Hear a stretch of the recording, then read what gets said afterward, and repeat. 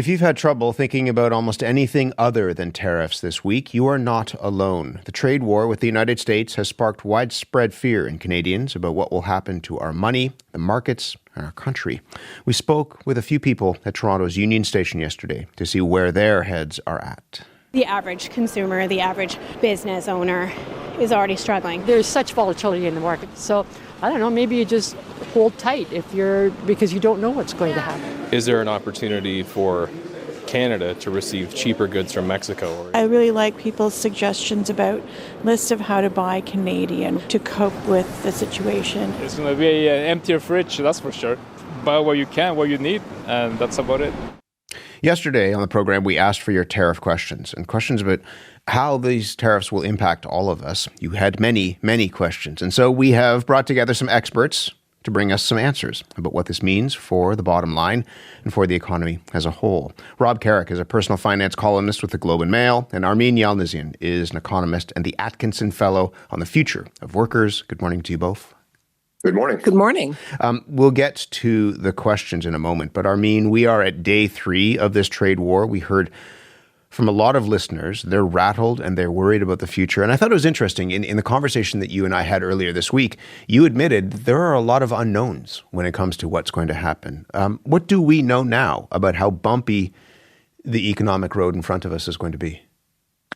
Well, look, as with almost every aspect of reality, expectations will shape the reality, and expectations are for the greatest amount of uncertainty in the market. This is what the markets are saying, much greater than even in the pandemic. So if you're feeling like you're on a roller coaster ride, get in line because we're all on that same ride. We don't know what's going to happen next. Rob, same question to you. A lot of people are feeling nervous about what this is going to mean, and we'll get to the questions, but you've been writing about this in the Globe. Just broadly and briefly, what's the big picture? What should people be focusing on right now when it comes to personal finance? I think people should be focusing on their own personal security, cutting risk, figuring out how they're going to weather yet another storm. I mean, it's exactly 5 years ago that the pandemic was hitting, right? Mm-hmm. And I think we have to adopt almost the same mindset. We don't know what's happening. How can we prepare and increase our own personal security? It's going to be tough. So I asked yesterday what the questions were from people who are nervous, people who are feeling a bit freaked out by what's going on. We got a lot. Here's one question about the low Canadian dollar. Have a listen. Hello, this is Lisa from Winnipeg. With these tariffs in place, how will they affect the Canadian dollar? Specifically, I'm wondering how this will affect travel plans to Europe in the latter part of the year. Armine, how concerned should people be about the value of the Canadian dollar compared to the US dollar, but also, as we heard, other currencies, if people are heading abroad? Well, this is another area of uncertainty. In the run-up to Mr. Trump, the Canadian dollar had been faltering, as had every other currency. So if you're going to go to Europe, actually the exchange rate between Canadian currencies and and the euro or the peso had not changed that much. It's our relationship to the US dollar. But what Trump is doing is now starting to devalue the US dollar. And so we don't know where the future of that lies. But just a note of caution. Quite apart from going traveling, Canada is available at fire sale prices to anybody that's investing with U.S. dollars. Every single U.S. dollar buys $1.45 in Canadian-priced assets. So watch out real estate, watch out businesses. The takeover might not be military. It could be purely economic. That people will see bargains here north of the border. Absolutely. As our businesses weaken, not only are they going to be cheaper to buy, but that price differential between the Canadian dollar and the American dollar will buy more. Rob, we got a lot of questions from listeners who are set to renegotiate their mortgages. There are more than 1 million mortgages that are apparently in this country up for renegotiation in 2025. Have a listen to this question. Hello, my name is Christine. I'm calling from Prince Edward Island. We have a mortgage that's up for renewal in a few weeks. I wonder if your panel could share some insights or predictions on where they think borrowing rates might go. Rob, the Bank of Canada is going to make a rate announcement next week. What are you looking for in that announcement?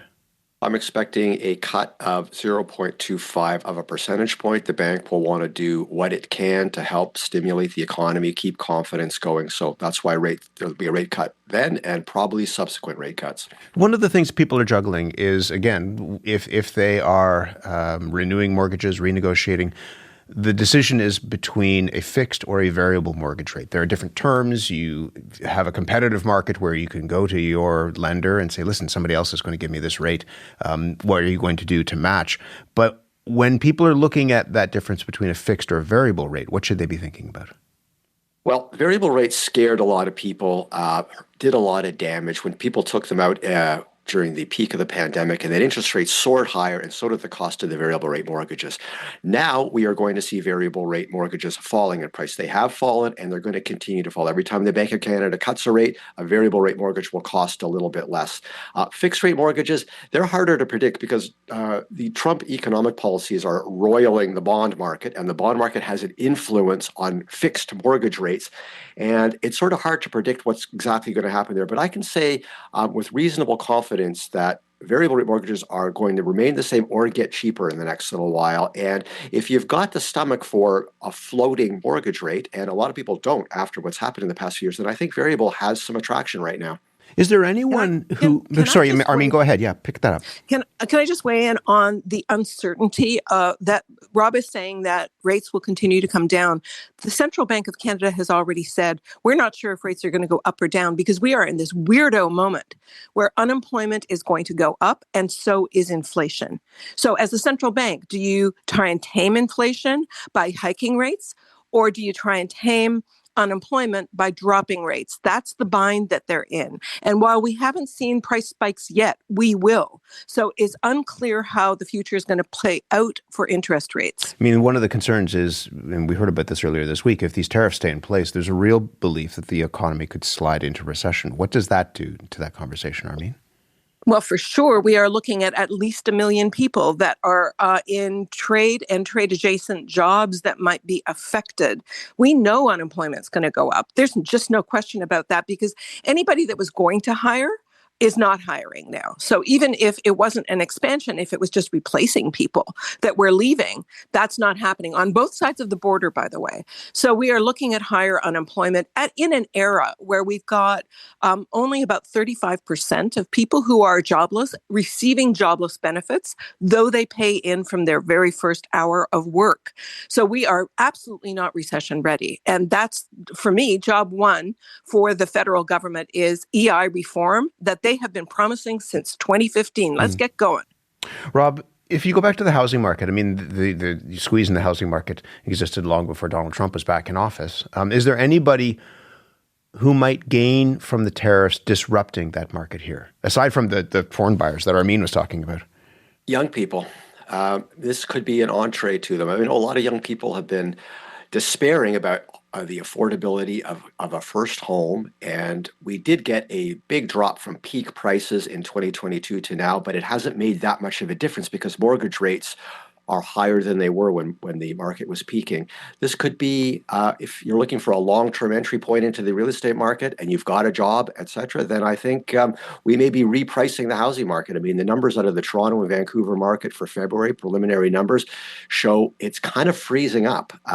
There's a lot of people putting their houses on the market and not a lot of people buying them. It's really switching to a buyer's market. I don't think in a trade war, a lot of people are going to want to stick their neck out and buy a house, and that will keep prices where they are or down. One of the other things you wrote about in a piece that was kind of looking at, these are the 4 things you need to do right now to protect your family and your personal finances. And you talked about preparing, and Armine's hinted at this, preparing for inflation 2.0 and looking at your expenses. Can you tell me a bit more about that, Rob, and what people might do now to try to figure out, if this is coming, how they could save a little bit of money down the line?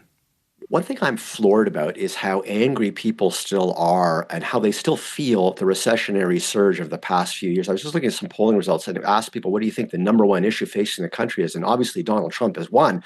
Inflation was just behind it. And the inflation rate today is right where it should be at below 2%. But as Armine said, I think we are going to see inflation kick higher, driven by a lot of things that we import from the United States. And I think people are going to need to figure out, what can I cut to offset that? And I was suggesting the easiest pickings are those subscriptions that we've all signed up for. Get your credit card statement out and start thinking, I'm going to trim expenses A, B, and C, and maybe I can generate enough savings there to help offset higher costs when we do grocery shopping. Actually look at the credit card statement and say, this is see where the money is going, and figure out what you can do without.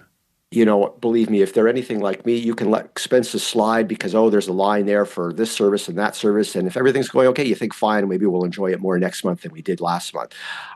Now you got to get tough.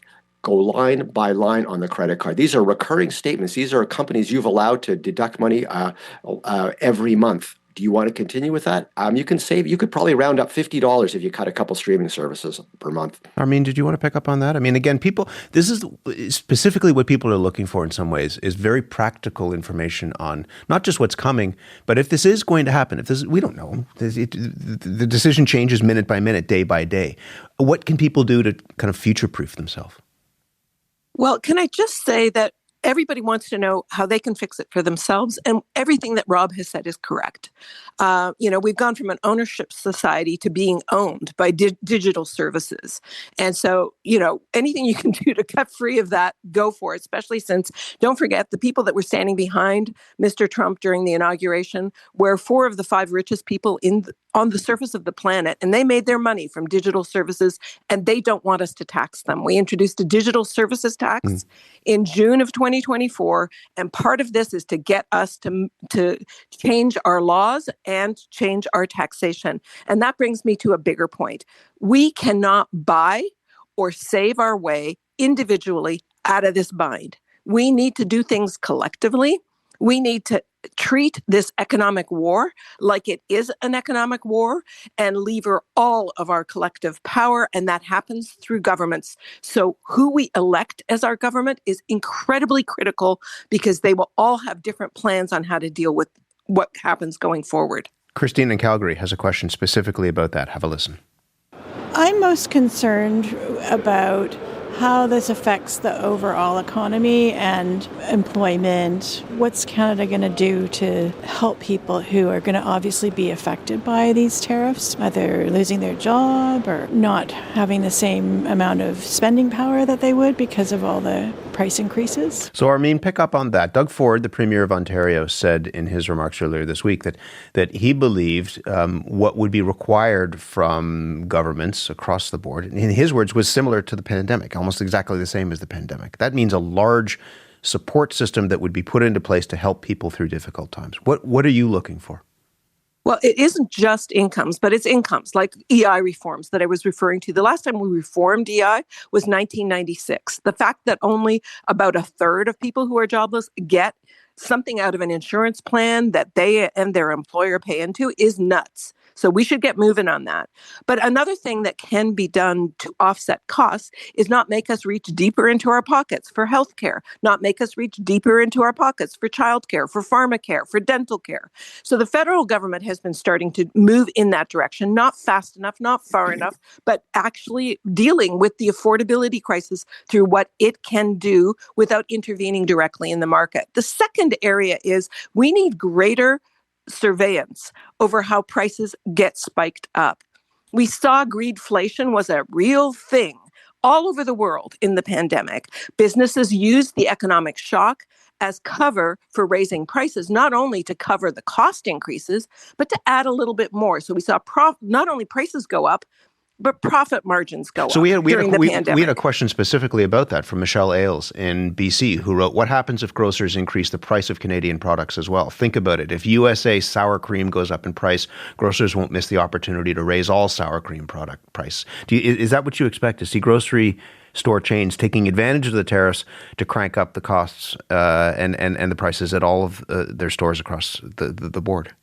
It certainly won't be limited to groceries, but is one of those fool me once, fool me twice problems. If we do not pay closer attention to how prices are being manipulated in an era of economic shocks, where the big players who are already price setters, can get away with jacking up prices. Look, the Canadian economy is so concentrated in terms of corporate concentration. There's 3 or 4 players in almost every sector that set prices. So why not be more vigilant about how prices go up? And as Tiff Macklem, the central bank governor, said back in the pandemic, we are expecting prices to come down as fast as they go up when this economic storm is over. Those prices have not come down. So let us expect that of the people that are around us. Rob, it is not just the President of the United States that pays close attention to the stock markets. Many people who have investments feel like they are on some sort of elevator that is going up and largely going down, and their stomach kind of is jiggling around when it comes to what's happening in the markets. The Wall Street, the belief is that it's going to open with losses again because there's still anxiety. There's often a fear of tearing open that statement or going online and looking at what your investments have done. And you have written that we need to suck it up and see what has happened to our investments. Why should we look at that horror movie? Well, I think there's going to be a little bit of good news if you have a properly diversified portfolio, by which I simply mean that you have lots of stock market exposure, but you also have some exposure to bonds or to GICs. And if you have bonds or GICs, they're fine. If you have 40%, like a normal portfolio might have 60% stocks, 40% bonds, the 40% is doing okay right now. The 60% is going to get hammered hard, but that happens every 5 to 10 years anyway. If it wasn't the pandemic was the last time, if it wasn't for the trade war, if it wasn't for any other like unexpected event, we're always saying that. But stocks go down, they always come back. It's painful. It's horrible. I hate stock market declines. I've lived through many of them, but this is normal procedure for investing. There's nothing exceptional going to happen to your stocks that hasn't happened before. We will come through it, but it's going to take time for it to heal. If you take a peek now, don't make a habit of it, but if you take a peek now, you will see that, okay, at least my bonds are hanging in there, my GICs, any cash you have, that's stable. That's something to hang on to as we go through the uncertainty of the weeks and probably months ahead. Are there any aspects of the current economy, Rob, that might give people a bit of comfort about how we can weather this storm? Like, is there anything that's going well? You know what? I would. It's a big sigh. Yeah, because I could say it's going well, and then Trump slaps a tariff on it, like in a tweet at 9 a.m. I can't really single anything out that's economically killing it right now. But if you're an investor, there's these old-fashioned utility stocks. They generate electrical power for households. They're doing okay. They're holding their own. They're paying nice dividends. If you want to invest in something that's going to be relatively stable, I would say start your search there. We just have a couple of minutes left. Let me read one final letter, and I'll get you to comment quickly both on this. It comes from Wendy Grader, who wrote, "Having navigated a tourism business through COVID, I feel and understand the uncertainty that's being felt. However, the solidarity and sense of support from the whole country across party lines, across provinces, territories, ages, genders, backgrounds is inspiring." There is this kind of elbows up mentality right now. Rob, briefly from you, is this a good thing in terms of how it's going to allow us kind of some sort of energy or some sort of initiative to protect ourselves and the economy? I think it's inspiring, and I think it gives us latitude to do things as a country, to reorient ourselves, acknowledging that there is going to be some pain ahead, and that if we're all in solidarity on this, I think it makes it easier for the next government that Armine alluded to take the measures that are going to need to be taken. Armine, if this is economic warfare, is that approach of elbows up the kind of thing that's going to, give us the initiative to make our way through this in a way that's not, going to leave people behind?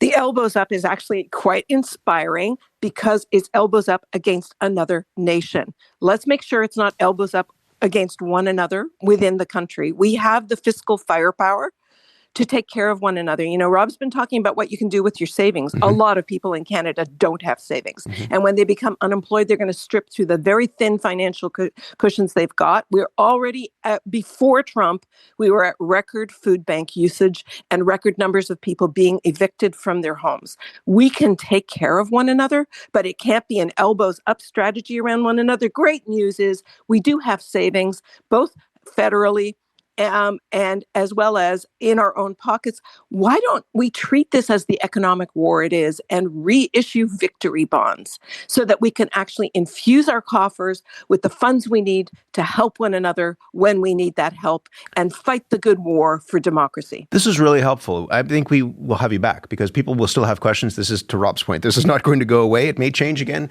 later on this morning. In the meantime, thank you both for being here. You're welcome. My pleasure. Rob Carrick, personal finance columnist with the Globe and Mail. Armine Yalnizyan is an economist, Atkinson Fellow on the future of workers. If you have any further questions on the tariffs and how they may impact you, email us, thecurrent@cbc.ca. at cbc.ca.